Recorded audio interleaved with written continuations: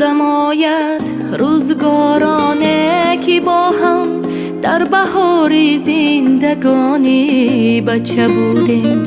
مادرم در فکر فرداهای ما بود، ما ولی دایم به فکر کوچه بودیم.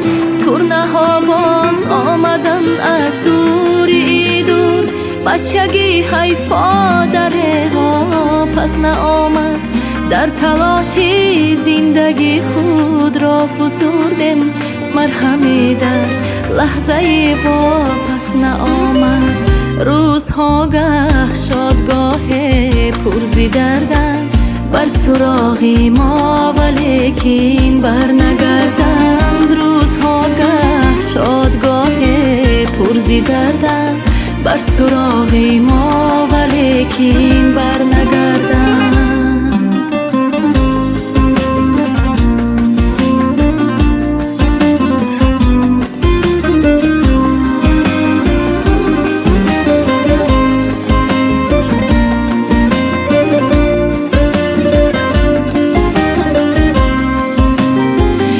دیگر آن خنده های شاد و بیغم، کو نگاهی مادری غم خوار زیبا.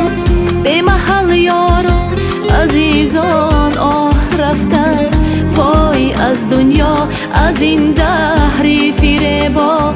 جایشان خالی است اندر خانه دل، در سکوتی سفره شبهای خاموش. در کنارم نیستن اما همیشه یادشان را باز میگیرم در آغوش.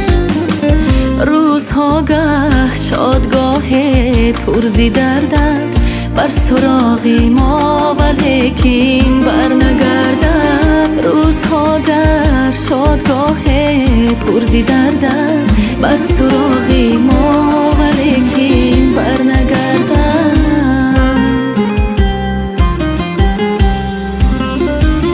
وای آن افسانه شبهای سیخون، یک فریبی سبز رویا و خیالت.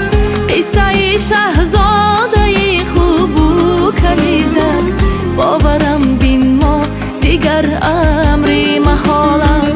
با همه چه دارد رفت باید از میانی آتشی طوفان و دریا.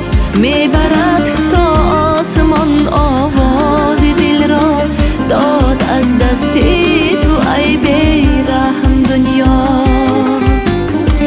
روزها گه شادگاه پرزی دردند بر سراغی ما، ولیکن بر نگردند. روزها گه شادگاه پرزی دردند بر سراغی ما، ولیکن بر نگردند. بر سراغی ما، ولیکن بر نگردند.